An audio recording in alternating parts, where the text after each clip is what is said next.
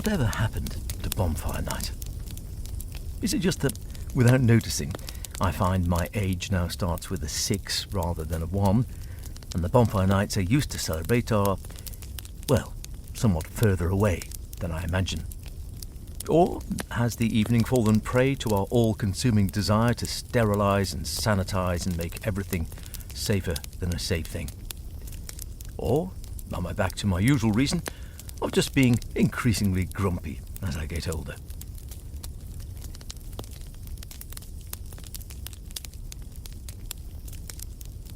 The smell of garden bonfires hanging in the autumn air is as integral to this part of autumn as Christmas carols and seasonal foodstuffs and cinnamon-scented air fresheners are to the retail shopping experience in that most magical time of the year for retailers between late August and the beginning of December, when, of course, the January sales start. The pinnacle of bonfire making, of course, back in the day, would come on November the 5th, when a whole night was dedicated to the celebration of all things pyrotechnical.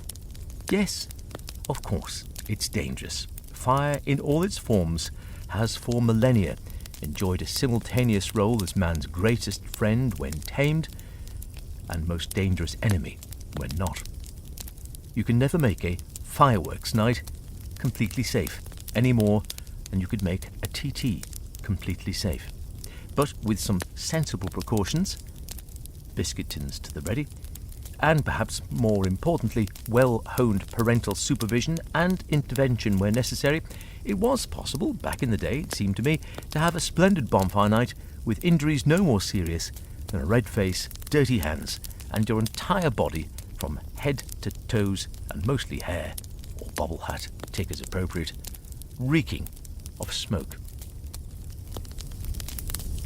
We didn't have massive firework parties, but I do remember my mum and dad. I love sparklers, actually. I'm a big sparkler fan, and I still love them now, actually, yeah. And what did you do with your fireworks then? Because I always remember Blue Peter every year, biscuit tins. Yeah, my mum and dad always kept their fireworks in a biscuit tin, always, and the sparklers as well. In fact, my dad was like completely in charge of the whole setup of the fireworks, yeah. Do you still do fireworks now? I don't anymore. We did a little bit when Ben was younger, and I remember James buying this ridiculous, gigantic thing that looked like a car tyre, and then he decided to set it off in our garden. And just when you thought it finished and you were going to walk up to it, another set would go Something off. else went off. Oh my God, it was awful. I was particularly lucky as we had the space in which to build a bonfire of Blyton-esque proportions.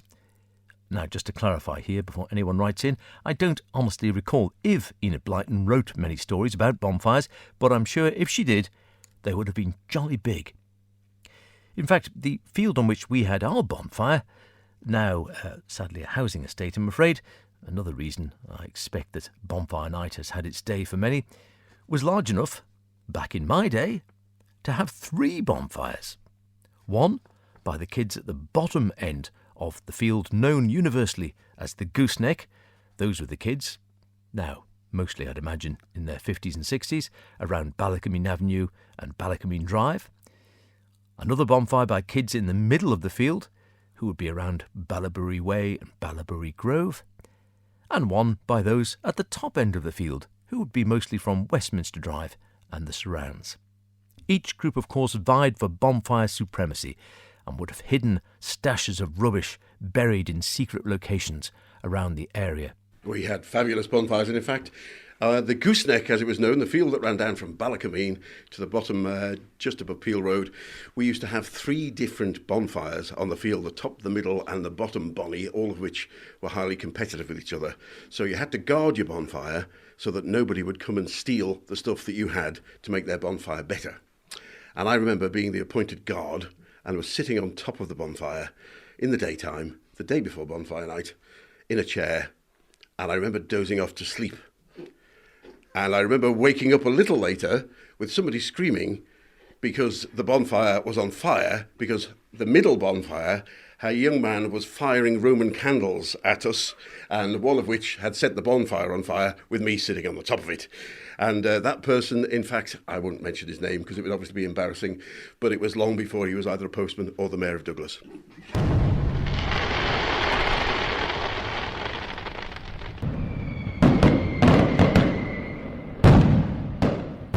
Such behaviour is nothing new, it seems.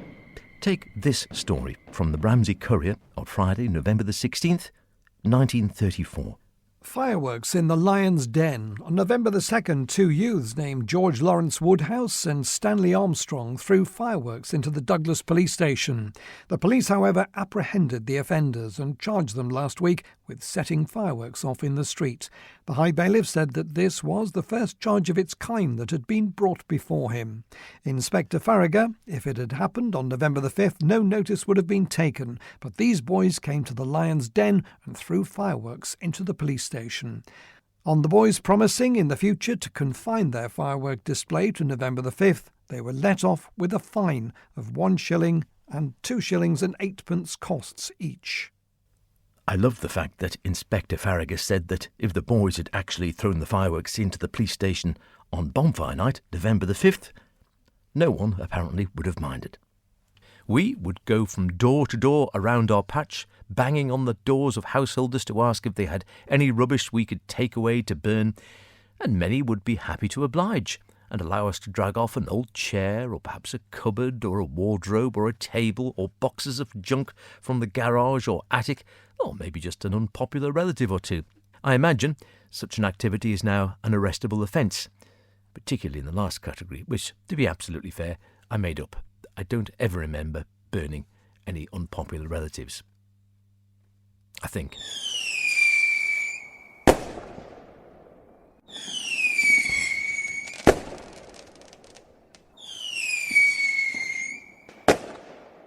Those children whose parents owned shops or businesses, of course, would even bring a van or truck to our bonny site to drop off old packing cases or mattresses or cardboard boxes or tyres even. Again, a practice which I suspect would now be regarded as akin to providing your loved one with an AK-47 with which to amuse themselves. Such activity would go on for at least a week or 10 days or so prior to the big day itself, November the 5th. The problem sometimes being, of course, where you could keep your hoard of wonderful burnable rubbish dry. Thanks, Mum. As a terraced houseboy living down at Sydney Street, we didn't have that luxury, but there was one very memorable year when my father allowed us to have a bonfire in the backyard. And yes, that's an ordinary terraced backyard. So we set fire to this lump of wood up against the back door, but it was quite a breezy night. And my main memory is that every time the wind blew the bonfire flames towards us, we went, back towards the house, back towards the... But marvellous fun, marvellous fun. The fun you could have. Hiding in giant cardboard boxes when it started to rain when you were out and about, making caterpillar tracks out of old strips of carpet or corrugated cardboard in which you could crawl in and then roll around tank-like around the field, climbing to the top of the bonfire to stand there like Tensing or Hillary surveying the horizon for raiding parties from other estates, or running like hell when they did turn up, or at least trying to find someone bigger and older to sort them out. We were brought up in Quegg, and we had amazing bonfires because Ronnie Cowan used to be one of the managers at the brewery. So every year we'd get a couple of deliveries of all the old wooden beer crates, and we'd build some fantastic bonfires just below the Ellenbrook estate. But what we used to do was build a little camp on the field and then build the bonfire on top of it. And we could go inside, and we were so scared of the children from outside the area coming and set fire to a bonfire. We used to all sleep inside the bonfire and protect it from outsiders. And I'm beginning to think that's absolutely frightening when you thought we slept inside the bonfire and all these kids were dying to set it alight before 5th of November. So yes, it really was frightening now when I think about it. Then, the big night itself, when all the adults will be invited out for the great lighting in the hope that it wasn't too wet to just smoulder meekly like a damp squib. Hopefully it would burst forth into an eruption of heat and light, sparks and crackles, and soon no one would be able to get within 20 or 30 feet of it. The parents would cheer and smile and stand around for a few minutes chatting, and yes, some of them would just stand there later on in the evening, staring into the flames, sometimes lost in their own thoughts. I like to think even then that they were reliving the bonfires of their youth. But who knows? They could have been thinking about the next day's work. Meanwhile, I had aeroplanes, the firework type I mean, flip-flops, now long gone, banned by the Health and Safety Brigade, helicopters, ditto, and fireflies to light. Roman candles, still available, possibly, to admire, volcanoes, one of my favourites, to erupt and spew lava down the outside of the cardboard cone, and my personal favourite, rockets, which would be launched from metal tubes strapped to gateposts, or, in some circumstances for the smaller ones, old milk bottles. Of course, we'd all save up with penny for the guy and to make some money to buy fireworks with. And the standard was the small box of standard fireworks, which was about 8 to 10 inches long, had a very small rocket, Vesuvius, flip-flop, maybe if you were lucky, and no bangers in the box, but you get somebody who would kindly buy some bangers for you when you were allowed such things. But we had a cousin of Mum's who used to come around. He was a bachelor and he liked to bring some bigger fireworks to do a little display in our garden for the street and for the kids round and about. And we're all standing outside watching these one year, and he'd rigged up quite a nice launching tube for rockets and so on. But one rocket, he was dismayed to find the stick had broken on it. Now, without having to know a huge amount about aerodynamics, you'd realise that the pendulous effect of the stick on a rocket is really what contributes towards it going straight up. And with us was my sister, who's a bit older than me, she won't mind me saying that, and some of her friends, including somebody, again, a well-known singer and raconteur long before he was an MLC, who at the time was trying to attract the attention of the daughter of the next-door neighbours to our house. And he said, "Okay, give me that here. I know exactly how to launch a rocket like that with a broken stick." He said, "Look, you see, what you do is you put it on the edge of the curb like this. Not propped upwards, just sitting kind of horizontally on the edge of the curb." I must say I had some doubts, and I was quite little at the time. But anyway, he lit it and we all stood back. Well, it took off, did an emergency turn, did a U-turn, went straight back in through the window of the young lady who was trying to chat up his bedroom in the house next door. I should tell you the window was closed at the time, smashed straight through the pane, and we all stood outside watching it bounce around the walls inside the room until at the end it went... We applauded, I think, and we're glad the house hadn't gone on fire, but they never flourished in that relationship. At the end of the evening, people drifted away, one by one, and children were called in by age until the fire was left on its own, by which time it had died down to a large circle of red embers and shards and wires from tyres and innards of mattresses hissing and crackling contentedly to itself in the dark. The smell of smoke lingered for days around the area, and I have to say the scent of a spent banger still rates up there in my desert island list. I even remember we would try and keep the fire going for as long as we could. The embers would certainly go for 24 or 48 hours, and with a little bit of patient care, you could keep some of them going for several days. I seem to recall, by dint of a few biscuit tins and daily prodding, we kept some little bits of red glowing for a whole week after the event. Organised bonfire nights, now all the thing really, and firework displays are lovely, I'm sure. Spectacular, almost certainly. Safer, well, I'm sure the figures bear that out over the years. But they can never really be the same as a firework or bonfire party of your own. Nor can they perhaps teach children about risk and responsibility in the same way.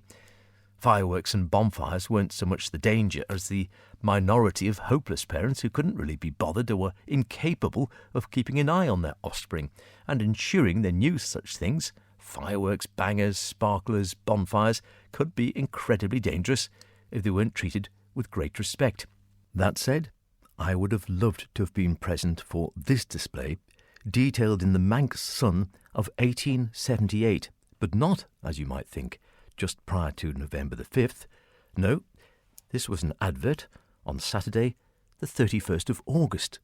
Derby Castle Hotel and Pleasure Grounds, last grand display of the season. Fireworks, balloon ascents, Tuesday evening next September the 3rd, commencing at 8 p.m. prompt when the following special programme will be gone through. The programme: rockets with bright stars, rockets with gold rain, flights of shells, beautiful coloured jeux, grand design in coloured Roman candles and brilliance, all the yew tree rockets with snakes. Curious and complicated design, the double square and 4 illustrations, rockets with red and green stars, new design in 8 points, commencing with rainbow wheel in the centre, changing to 8 other illuminated wheels, all turning at an immense velocity, adorned with red, green and purple centres, changing to a beautiful star in brilliant fire with loud reports. Grand sensational spectacle, the fiery phoenix or flying dragon will traverse the grounds 4 times, displaying an illuminated wheel at each return. The grand ascent of 2 large balloons at once, racing each other through the air, displaying fireworks of various colours. An immense design composed entirely of rainbow wheels, 18 feet high, representing a large fountain of real fire. Rockets with comet stars, flights of stars, beautiful design of Chinese pagoda in brilliant wheels and coloured Roman candles. Rockets with red and green stars. Grand concluding piece got up expressly for this occasion, representing a large temple 20 feet high and 12 feet wide in thousands of jets of real fire, concluding with a grand finale of the flight of 30 large rockets in the air at once. Shells, maroons and 2 large balloons will leave the ground during the day. The whole under the superintendence of Professor Caldwell of Leeds. Dancing as usual on the splendid illuminated platform, a first-class band of 10 performers.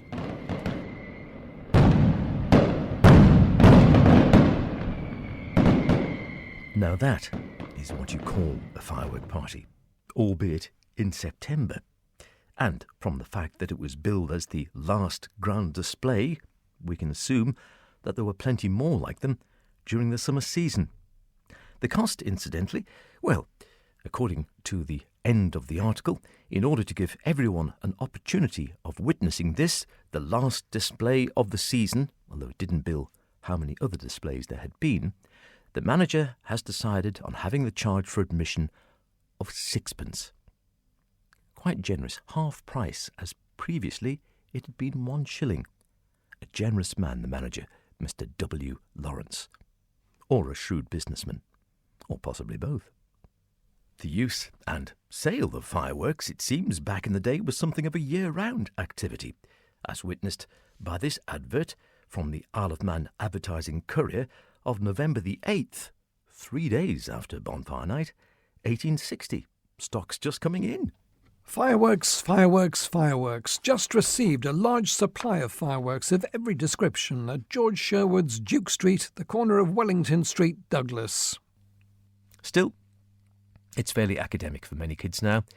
Many of those in town don't have the space in which to build bonfires, like I did in my youth. People recycle lots of their old chattels, of course, and don't throw them away so readily, which, it has to be said, is probably a very good thing. Shops and businesses have to abide by much stricter rules on disposal of commercial rubbish. A box of fireworks, the last time I looked, which was a year or 2 back, cost more than is currently in government reserves. Not difficult these days, it has to be said. I thought a year or 2 ago I'd buy a big rocket for old time's sake, but was rather shocked to discover it had the same price tag as, well, roughly the Apollo moon programme, so I didn't bother. You didn't even get a free milk bottle. No wonder NASA had to give up. Even if you can, these days, afford a second mortgage on your house to buy some fireworks, there are now, of course, strict rules on when you can let them off, which, if ignored, could land you in serious trouble with the fireworks police, who presumably would come round and give you a rocket.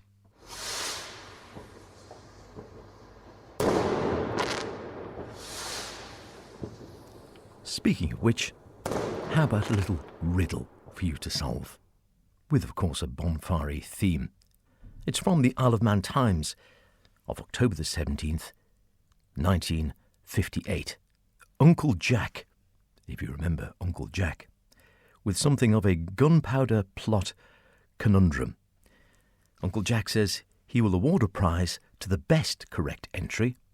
I don't know how you decide which is the best correct entry, received by me between now and next Friday. Here's the riddle. My first is in Rooney, also in Raw. Next I'm in Odour, and also in Door. My third is in Cricket and in Carrier too. Fourth I'm in King, but never in Hugh. Fifth I'm in Ever, and also in Weed. Last I'm in Toffee, but never in Seed. On November the 5th you set me alight, and I roar into the sky at the dead of night, like a Sputnik or spaceship bound for the moon, finally exploding with a big, big boom. What am I? Not too tricky. However, if you were the best correct entry, what did you win? Well, fireworks, of course.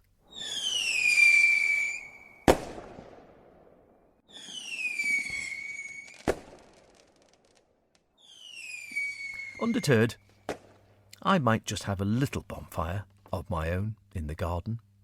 I hope it won't damage the environment too much. I'll make sure it doesn't roast any hedgehogs. I'll make sure my cats are inside and there's no sign of any other pets or farm animals close by. I won't sadly be letting off any bangers or air bombs. I'll just perhaps burn a few dried branches or a log, and perhaps have a glass of wine or whiskey and stare into the flames. And maybe, if I could find a sparkler or two kicking round somewhere, I might be able to light it in the bonfire as of old.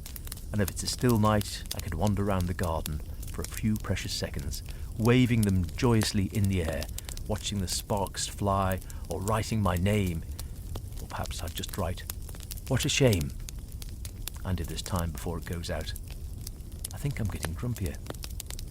And then ponder to myself, before I put out the flames and amble back into shelter, whatever happened to Bonfire Night?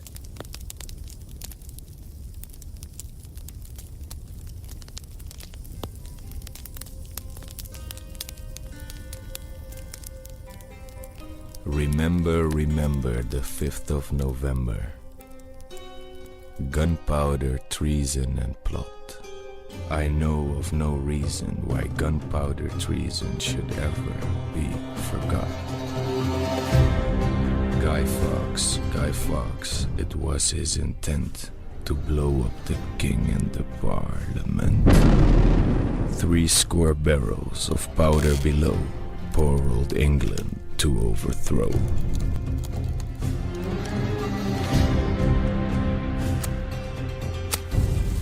By God's providence, he was catched with a dark lantern and burning match. Holla boys, make the bells ring. Holla boys, God save the king. Hip hip hooray.